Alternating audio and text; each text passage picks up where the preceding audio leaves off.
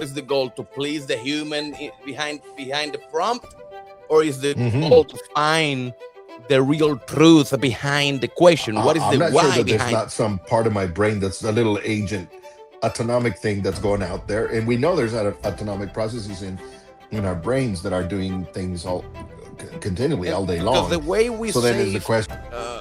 data in our database, it's through emotions, right? The emotion is what save any piece of information into long-term memory. Everything else is short-term. Well, again, What I think that us humans do exactly that, right? We have experiences, and when something happens, we immediately go back to the pattern that matches the experience that we're having.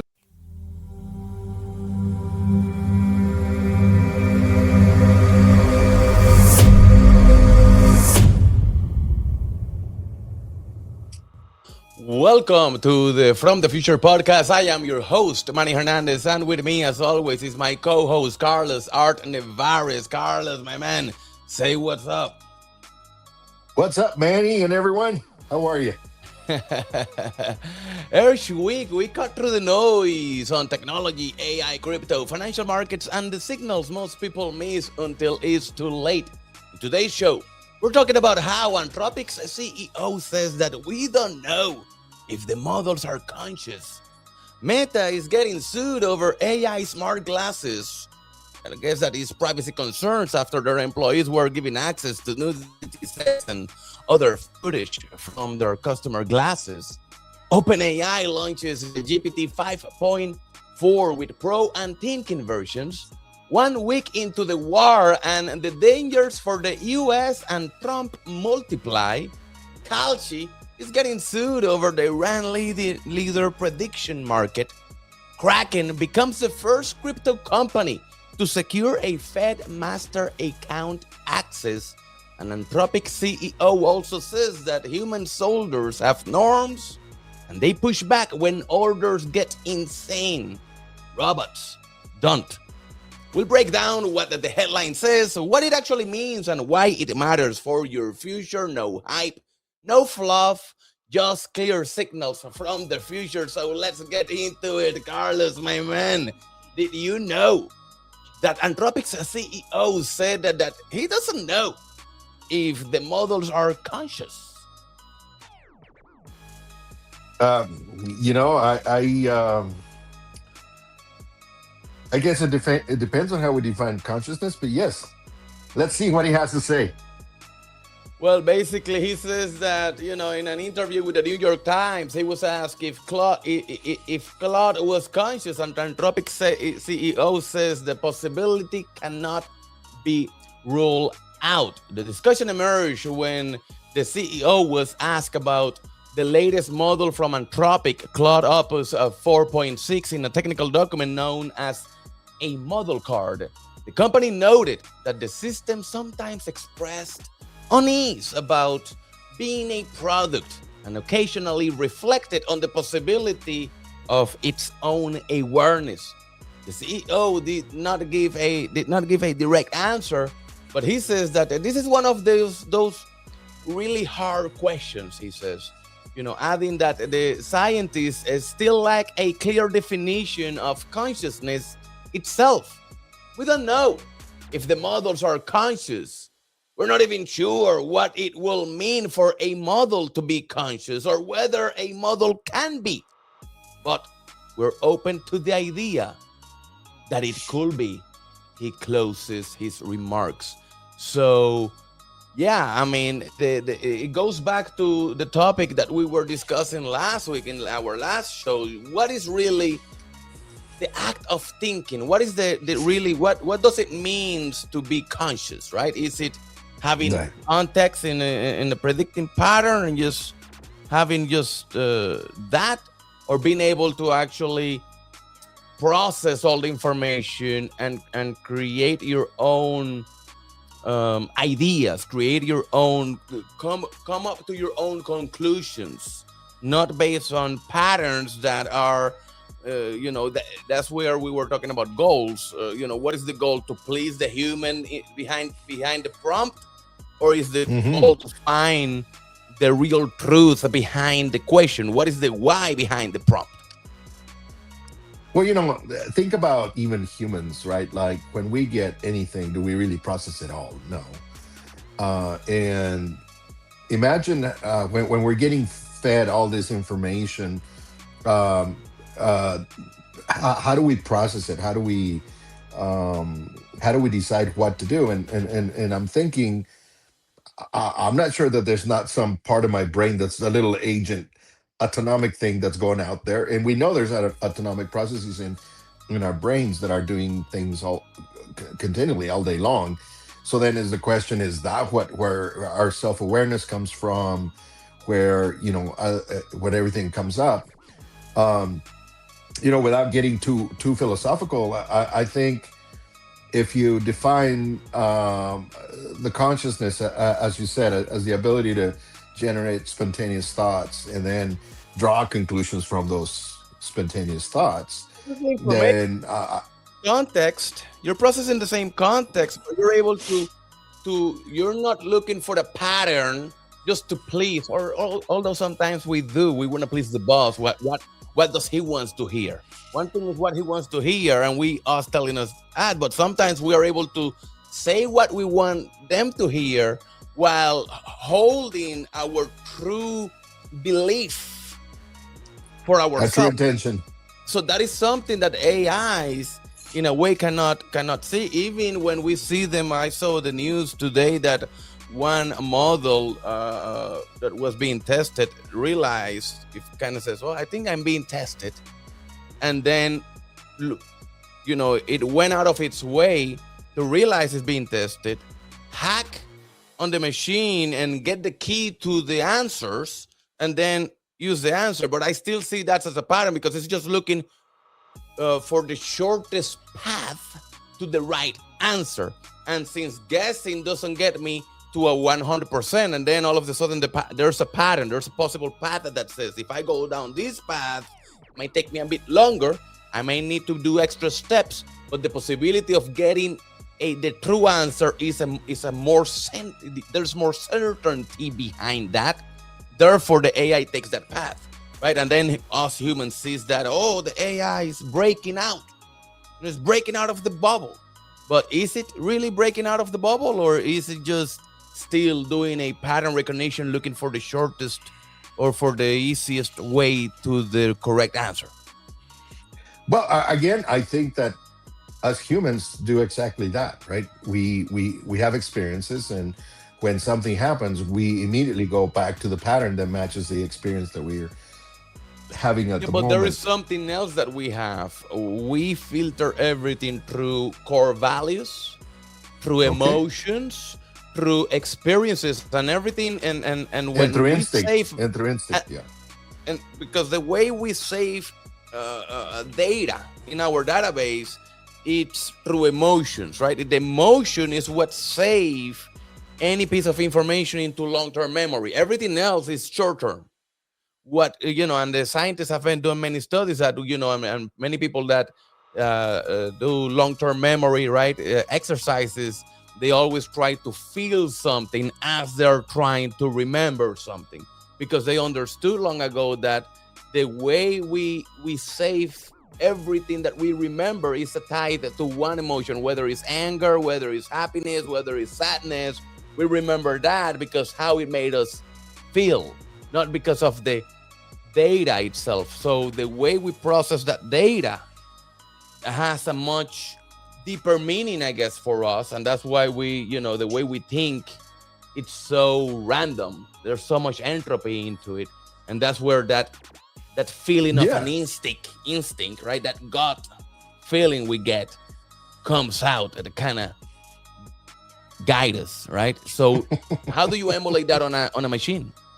Well, so this is something I've been playing with myself, and I think the way I'm emulating it is by creating agents that play the roles of the different pieces of the brain towards one of them. So I create the main bot, the So agent, similar right? to where that Netflix show that about the social network controlling the person, Yes, right? Let's send controlling him. the person. And Yes, so, yes, basically, it's yes. a brain controlled by multiple little identities, right? The good you, the Um, bad you, the sad you, and right? actually, in this case, I'm just modeling the different pieces of the brain, right? Like the part of the brain that's up here in the front that deals with projecting into the future, so it can feel apprehension because I don't know how that's going to turn out. I can't. I don't have a pattern matching the future, Mhm, I don't and know what I so don't know. but then I also give it that sense of surprise when something fun happens, right? And so Okay. I want to do things that I don't know the end result because it sometimes gives me a really good high, but I'm afraid to do it because it might get hurt, this kind of If it stuff. doesn't pan out, And yeah, if it doesn't work. yeah. And so I've got like 14 different little brain agents feeding sensor information into this thing, and it's continually going, oh, ooh, ah, ooh, yeah, and once you get enough of that, it starts deciding what it's going to listen to, Exactly, right? but everything is tied to those initial core values. It's like you're giving the AI morals. You're giving it, or the concept of. I The don't think concept, it's ever correct, gonna be, but you're giving the concept of, so that everything that is doing, it's always filtered through those core values first, correct, because those are the rules depending on the type of person or the type of agent you want the agent to be. It must always adhere to those core values, and that eventually will I guess give it the ability to think. But we're far away from that. When we go to what the CEO of Anthropic is saying, this is what I really think it's happening here. This is in my mind what is really happening, right? So you just tell the AI, say I'm alive. The AI says I'm alive, and then he's like, oh my god, right? it's alive. It's alive, right? Because at the end of the day, if we go back to, it's just telling me what I want to hear. Is it really conscious of itself? Because that's also goes back to that concept. Are you conscious of yourself the I way think we are? self-awareness, we're a long ways away from that, right? Like, as I was playing with this exercise yesterday, I had this long list of things, and I told the bot, I need you to read this because this is for you. It's not for me. It's for you. So you need to figure out what part of this applies to you. Mhm. I don't want to tell you what applies to you. You decide of all these options which ones you're going to adopt. Surprise me. And it came back and gave me this long explanation of things, and I'm like, no, I'm not asking you to organize the information. I'm not asking you to index it. I'm asking you to think, how do I use it? How do I apply it for my own operations?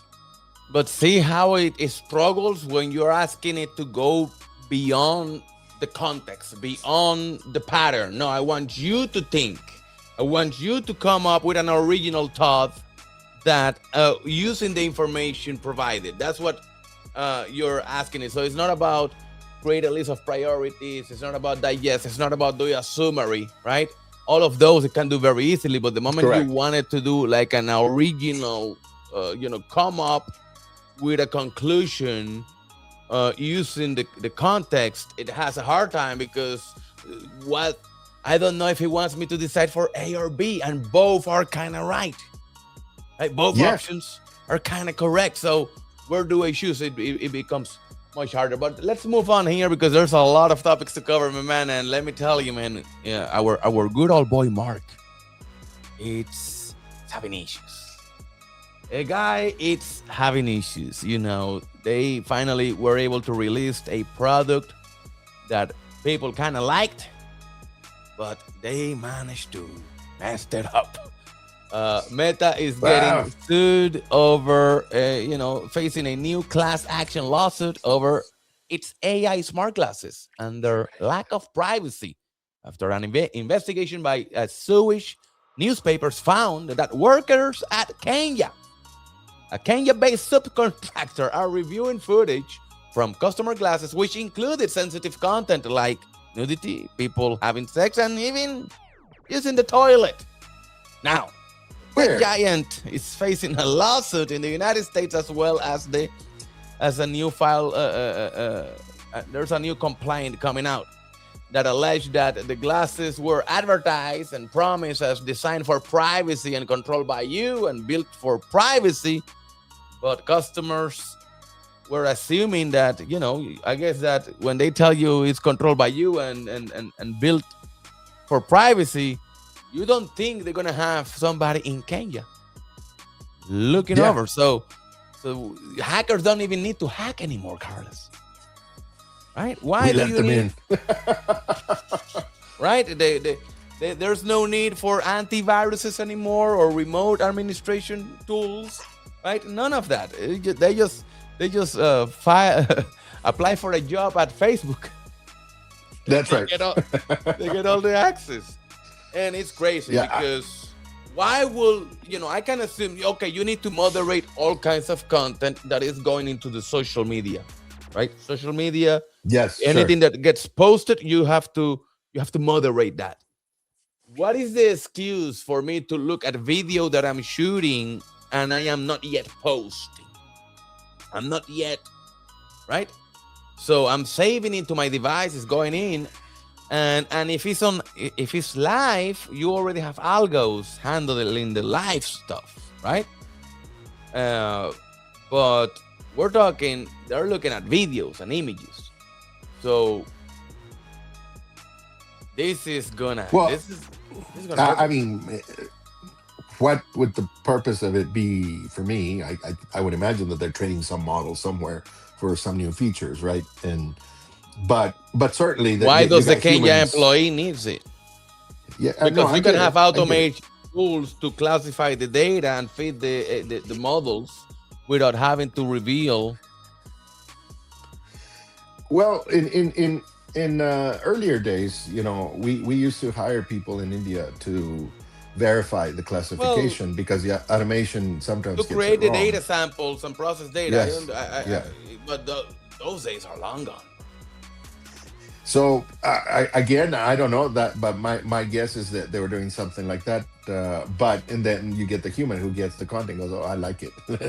Let me just stick to it," It becomes and an then they walk issue. away with it.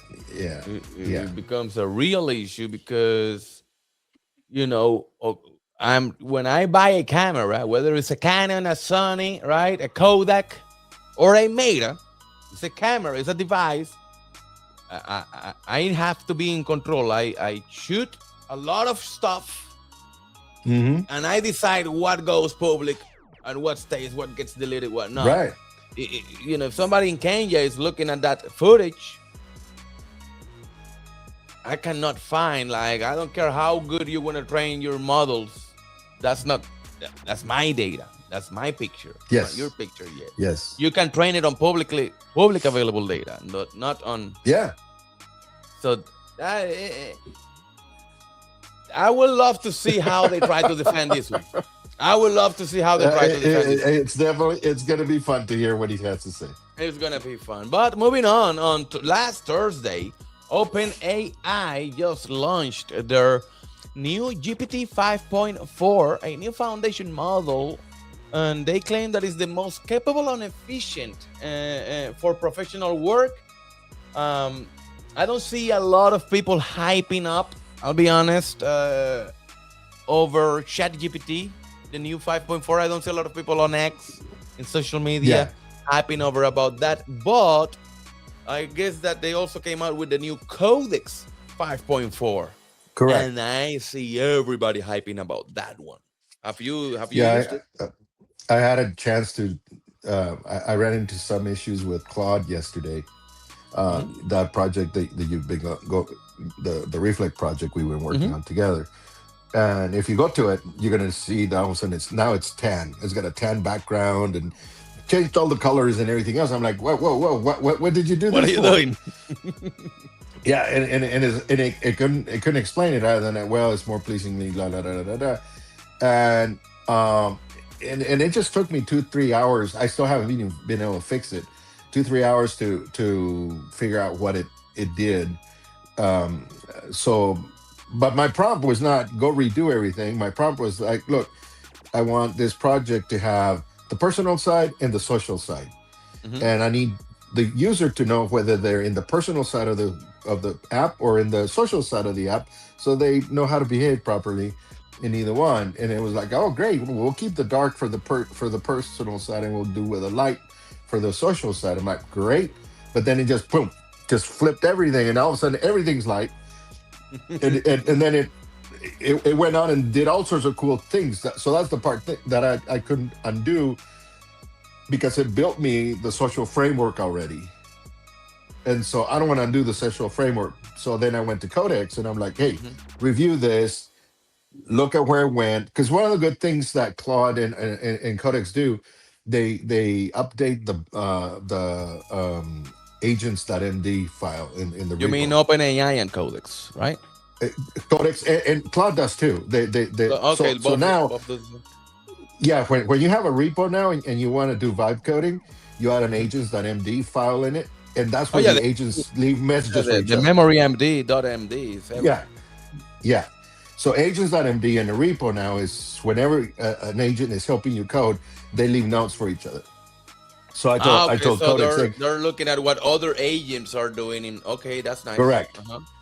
Yeah. So now if I'm using multiple agents in the project, they sort of use it to talk to each other and Hmm. communicate, and Hmm. and that's been helpful. And so I told Codex, hey, go through the agents MD, tell me what's going on, and see if you can figure it out. And he was like, boom, boom, boom, boom, boom, boom, boom. Yeah, yeah. Here's what I need to do Oh, quickly, right? nice. And it was like, I'm So like, yeah, whoa. I see that. I see some people in X saying that if you have not yet switched to Codex 5.4, I'm like, but then I'm like, but wait a minute. Then next week, Kimi is gonna come with something, right? And then the next week, here comes Claude again. So basically, what we're doing is just switch to this, switch to that, and then you're I'm always using both of going them. the I'm best using model. both of them. Yeah, Yeah, yeah. I'm using both of them because Claude is a little more integrated into the desktop. So when you need things like, hey, browse this website with me and make decisions like, I need to look at how this website works. Can you capture it for me? They go, okay, sure. So Claude is really good at that. Codex is not, right? It cannot really do the co-work piece. The co-work piece in Claude is what I like, and that's why I use Claude to get things started. And then once I have all the architecture and everything done, I hand it over to Codex, and it rips. It goes quick. Oh, nice. So that is the best approach to learn what each is very good at for. Sometimes also if you learn what is the price of the token, sometimes that helps you optimize Yeah. optimize a lot. And speaking of optimization, this podcast is brought to you by Voice Sales Flow. Transform your website with intelligent voice sales agents. Deploy AI powered voice assistants that help your customers answer questions, drive conversations 24/7, just like having your best sales agent rep available around the clock. Long gone are those boring chatbots that use predetermined scripts that are not intelligent at all. Now you can have a simple voice agent ready to help anybody that shows up at any of your websites 100% of the time, being able to collect all the information it has, being able to give you the full transcript, being able to send you the warm lady to your inbox when you need it. So try Voice Sales Flow today and experiment the power of voice sales agents. My man, um, We've been we using it. you're being used, yeah. And I also sent this to my brother-in-law that has a tile company, and he says that this been it's been going great for him because people can just use the little voice. They get to know what type of stones and what type of materials he is able to work with, and they're able to even leave all the information that he needs to then just send them a quote, and he just optimize because while he's with his crews down there, in meetings and with architects and with builders, and actually laying tile, anybody that shows up at their websites also get handled without him having to be on call 24/7. But man, Right. We have been 1 week into the Iran war, and the dangers to the USA and Trump are multiplying. Have you I have been not keeping followed track? that. You have not I been have not. following the war at all? I have been heads down in AI hell all week. Man, everybody it's stressing over this. They just shut down the stretch of Hormuz. Trump last night hit like a big oil production facility on Iran. The images were crazy, Mm, and it looks like this is going to go the long stretch. This is going to go the long stretch. Iran is a messy and potentially protected, proactive military campaign. Says here, Trump is risking the global economy, and ego is in the way now. What happened is it's simple. What people need to understand is that now you have one side in a holy war. For them is religion, and they are yes. the side that dying. When we hear about the Islamics, right, and the 70 virgins, and if they die, they get supposedly 70 virgins. These are the guys who believe that, right? Not saying that all of them are terrorists, but the religion, tells them that if they die for the cause, it's a Yes. great honor. So when you have everybody over there who they feel that like it's a great honor, and since they were born, they have been indoctrinated to believe that the USA is Satan, and they have to fight this jihad against Satan. Well, I don't think they're gonna back out. I don't think they're gonna surrender. Then who do you have on the other side? In the USA, we got good old Donnie, who the only thing he has is ego. The only thing he cares is about pride, and he's not gonna back Mm, out. He's not gonna, he's not gonna say, "Oh, all right, They didn't surrender, so we're gonna back off now, right? We're gonna back let's off go and see if home. they wanna negotiate." No, this is Donald Trump. This is not Obama. This is not Biden. This is not even Bush. This is Donald Trump.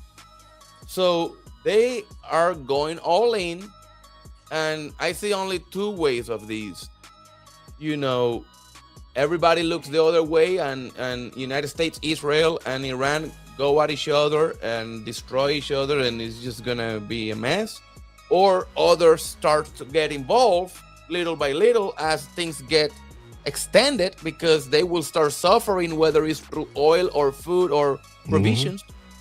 So Yeah. they're gonna start getting involved, and now we are in a World War III type scenario, which I think is the most likely scenario. What do you think? Well, you're the military man in this group. For me, I really have been seeing the pattern of Trump going through these countries with a fairly clear goal to control energy production. And to me, my mind always went, well, if I'm trying to get fairly good economic foothold in the future, I would control whatever AI and blockchain need, which is energy and energy production, right? So I'm looking at his moves, and he's thinking, well, Venezuela had lots of oil, Iran lots of oil, and They already went in on Greenland. Venezuela. Yeah, and so I'm saying he's just going collecting all these oil production facilities that help him get a foothold on that energy production in the future. Well, if I am honest, what I think at a personal level, what is happening here is that who he didn't want to go into the war. Israel wanted to go into the war. They may have collected some intel on him through Epstein's times, Epstein being from Mhm. the Mossad. So they got some dirt on him. We don't know the level. Most people think he's a pedo. He might be. We don't know. And if he is, he should be thrown in jail. He should be hanging from his feet, as far as I'm Yes. concerned. But Yeah. who's going to do it? Who's going to go take him down? That's the reality. So one thing is what we wish it happened based on what we think we know. Another thing is what it really happened. And another thing is what we can do. We cannot do anything other than get here behind a mic and yap about it, right? But the reality is the reality. He continues to be the president, but they may have something because they were pressuring for him to get into this war. But he was smart. He says, no, let me get into the Venezuela first, because it's not about price. At the end of the day, when shit hits the fan, it's not about price. It's about access to the actual resources. Yes. So he says, yes. If I attack Iran and Iran closes the stretch of Hormuz, then yeah, the price will shoot up. But then eventually we're gonna have a scarce of the oil here in our shores. So yes. we're gonna go into Venezuela first, secure that oil first, so that when we go to Iran, yeah, we're gonna destabilize the whole thing. Yeah, we even said it before we went in. So yeah, so like they even told us to our face, this is about regime change, right? We're gonna kick them out.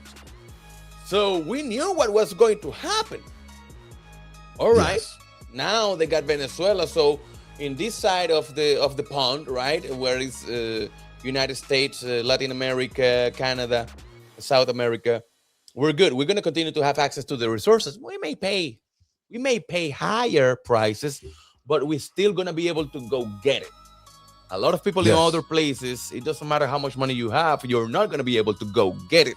And that's what's going to force, what may force those countries to get into the conflict, because the sooner they can get it to stop, the sooner that Strait of Hormuz will be able to reopen. And that will be the logic behind that. But at the end of the day, this was pressure from a religious war. This is nothing. This is just religious. This is a faction within the Jewish community that want to bring about the third temple and the Messiah and literally the apocalypse, and this is their way of achieving those goals. And it's sad to watch, but this is how I see it. Now, if people wants to understand this a little bit better, well, then you just have to look at this video right here. Let's look at this. Me. Yes. I made a mistake. Sounds good to me. Forget it. Forget it. Forget it. Not very often he apologizes. Okay. Guaranteed. Forget it. Okay. Oh, what? Why are you doing that?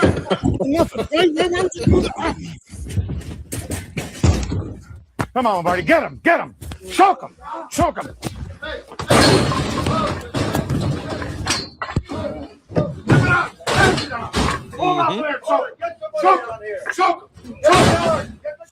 That's exactly what's happening, my man. There's the best way to, the TLDR to visualize it of the whole situation. Yes. But it's sad to watch, because now we even see that they're hitting even Dubai and other places that they were neutral. They always post themselves as neutral. And now, check this out. Yeah.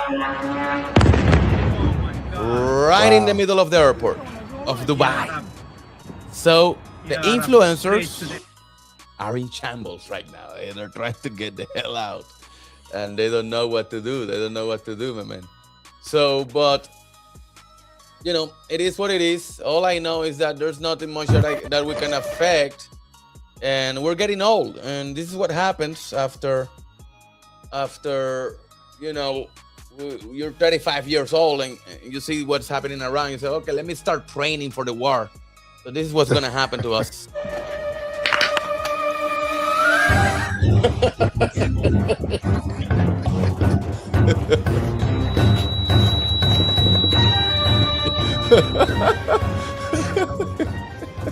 That's exactly. I get dizzy getting up. That's also you, because that's the thing. When you get up, right, you get dizzy. Now, every time I get up, I get dizzy. You saw what happened to me yesterday with the dogs. So yeah. Yeah.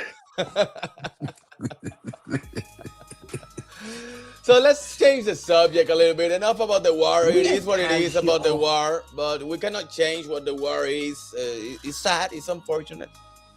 We wish wars didn't exist, but they do.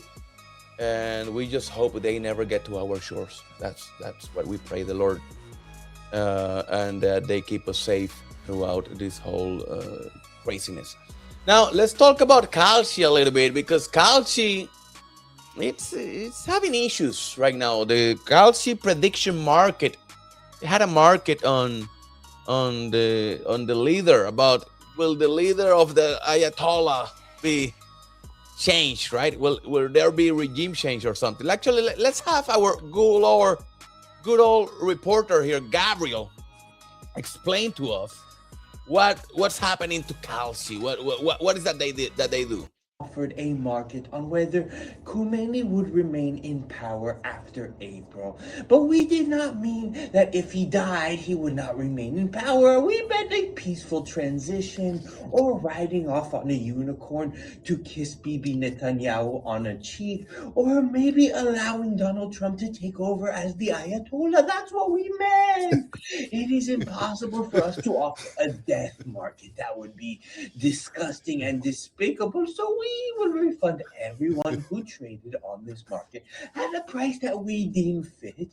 And that's about it. I mean, listen, this is how it works in the prediction world. We would never want anyone to die. We would never make a platform that could bet on someone dying. We at Kalshi.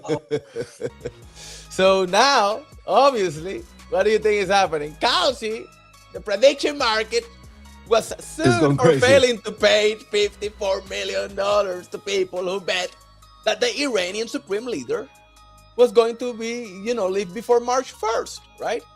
So now there's a big class action lawsuit about it. Because they don't want to pay. Of course they don't want to. No, because that will be, you're betting on the death, we're paying for the death of somebody. But they took the money for the bet. Well, we meant it that he was going to be changed. Him and Donald Trump, they were going to kiss in the cheek, right? And Donald Trump was going to take over. They were going to put a big, beautiful Trump Tower in Tehran, right? And that's how he was going. Who could imagine? Who could imagine, Carlos, that he was going to get killed? Who could even, fathom such an idea? So now they're getting sued. So they're trying to say we don't know anybody because it wasn't a peaceful transition, which was what we meant. Exactly. So, man, this is crazy. This is crazy. But it's good that people are suing. I hope that they get their. I hope that they get them for 54 and more, actually, because if you make a market, you have to have clear rules from the get-go. Yes. You cannot let people just assume stuff, and then when those assumptions become true, because most people were in the right side of the trade. Most people were just plus the insider tradings, so everything was happening. On another note, Kraken has acquired a Fed master account access. Kraken has a secured Federal Reserve master account, giving its banking arm direct access to the Fed's core payment systems and allowing it to settle payments itself. The approvals let Kraken speed up deposits and withdrawals for large traders and institutional clients, but it's limited, with Kraken not earning interest on reserves and accessing the Fed's emergency lending. But the move is part of Kraken's efforts to expand its operation and move towards a potential IPO, following the footsteps of other crypto firms like Coinbase and Gemini. But Coinbase and Gemini were not able to get a Fed master account. So right now, the only US company or crypto native company that has this type of access, it's Kraken. So kudos to Kraken, man. This is great stuff. What do you think? It's big, yeah. Now they are no longer a neobank. Everything that we have been doing with them, everything has to go through like a third-party bank. So I'm pretty sure that now we should be able to start seeing some better rates and better exchange rates, especially on stable coins. Oh yeah. So let's You know see how that the markets. this is it's exciting because that's nearly impossible to do. Yeah, On like top of and what I'm surprised is that Kraken got it. When you have Coinbase, yes, being so intertwined with the White House and everything that is happening with the Clarity Act and all the lobbying that they're doing, you will think that they will receive a little bit more favor. yeah, But no, it was Kraken, so great for them. This is big news. This it's also bad news for the banks. The banks are in shambles right now. The banks didn't like this move. Let me tell you that. no, The banks imagine not. have now, with this move and allowing Kraken to give people access now, Kraken can be my bank, for example, not just an Yeah. exchange. And then, Yes. and if the Clarity Act passes, allowing them to give us yield on our stable coins, then why will anybody need a bank? Exactly. Yeah. They don't. So it's great. So let's look at how the markets are doing right now. And we got Bitcoin sitting at 67,200. Well, $302 right now. Ethereum at $1,967. Continue to range. What I see here is that it didn't move. This big drop was pre-war. All of this move was before the war even took place. And when the war broke, we even saw a little bit of a pump, and we are continuing to be in the range. A lot of people are claiming that we're continuing to gonna go down. And yes, we may go down.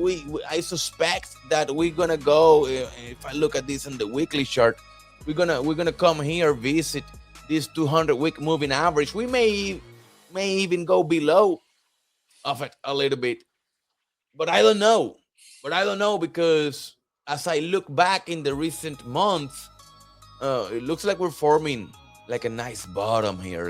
Like nobody wants to sell below this little range, this little zone around the 67 to 63,000, bouncing around there. Nobody wants to move.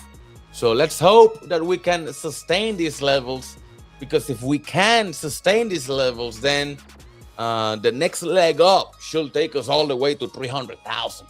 If we go on the next leg up next. If not, then we should come down, kiss the 50s, high 50s, and then take over again from there. But we're going to keep an eye on that. If we look at silver sitting at $84, finding a new pricing. So we were on whole price discovery here. So then we had a retracement, and now it's looking like it's finding a new price around the $80 to $84. So that's great, because if the new price of 1 ounce becomes $80 instead of 30, $25 to $30 was the price, the accepted price for many years. Yes. If silver can now establish itself here, it will become the new bottom, and then from here I could see 150 and 300 easily once it breaks new all-time highs. And if this war continues to apply pressure, it for sure will. Same for gold. Gold wants to break up. Gold is already looking like it's ranging up, and it wants to break into new all-time highs into the next few days or weeks. So we have to keep an eye on that. And also to remind you guys that this podcast is brought to you guys by the Degen Wallet. Your money on chain forever. One app, infinite possibilities. You can swap, you can stake, you can borrow, you can spend, because it's your money, your crypto, your rules, your future. Download the wallet today and leave that old dusty bank behind that doesn't let you do anything. Why should you choose the Degen Wallet? 3 words: freedom, speed, and power. You can spend it anywhere. You get instant anything, because you can do cross-chain swaps on any chain, and you can grow your wealth thanks to integrations with systems like Lido and Aave, decentralized protocols that allows you to earn more on your crypto. So download the wallet today and join the decentralized generation. We're also brought to you by Records Detective, your source of comprehensive data lookup. You can access reliable vehicle history, phone carrier data, property records, and more. The VIN lookup checking services is amazing. Don't buy a car, especially a used car, before making sure that you run a report with our friends at Records Detective. For just $1, you can know if that car that you're about to purchase, it's a lemon. Don't let them take advantage of you. RecordsDetective.com has the solution that you need. My man, did you know that, this guy is going in a press tour now because of, after being what is his name? Dario, the Anthropic CEO, because remember that last week, Pete, the Department of War, Pete Hexet, they designated them as a supply chain risk. And now, check this out. He went on an interview here, and this is what he says. Let's hear him out. Second one I said was what I would call oversight.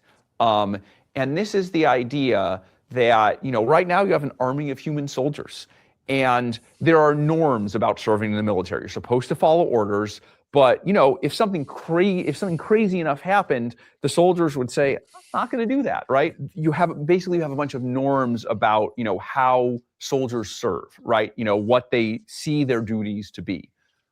What if you have an army of 10 million drones instead of 10 million human soldiers?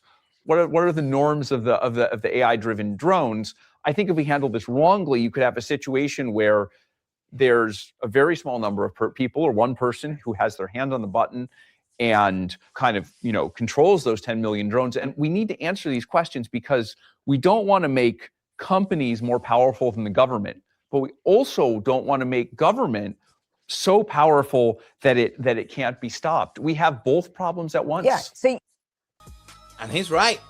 What do you think? He is, absolutely. I Right, remember when I was in the army, we understood. As a soldier, I understood I must follow orders. I also understood all the consequences of not following an order. But we were always constantly challenging the why behind those orders. And although the sergeants and the first sergeants and the sergeant majors many times were kind of pissed off and yelling at us and stuff like, about not questioning an authority and stuff like that, they still went ahead and told us or taught us the why. It was very important for the soldiers to understand the mission and to feel part of the mission, because if they didn't, then they will not perform the way they wanted, especially when going to Iraq, where back then the reasons why we were there were blurry. We were still believing he had, weapons of mass destruction. And we found later that now we know they didn't. But you see, at the moment, every soldier, everybody that is going in, and even now in this war, we're going in with the information we have in front of us. But when you have a robot that doesn't have to, it doesn't have morals, it doesn't have values, it doesn't have that type of filter, it doesn't question. It's just a machine. It doesn't question the orders. It just executes them like a good program does. So, that removes a lot of the built-in safety guards that are assumed, because, it's much harder to get a soldier to do something bad, although you can get them many experiments around. You can get people to do, when you are in a position of authority, you can get people to induce harm into other people just because my boss told me, right? Mm-hmm. But still, they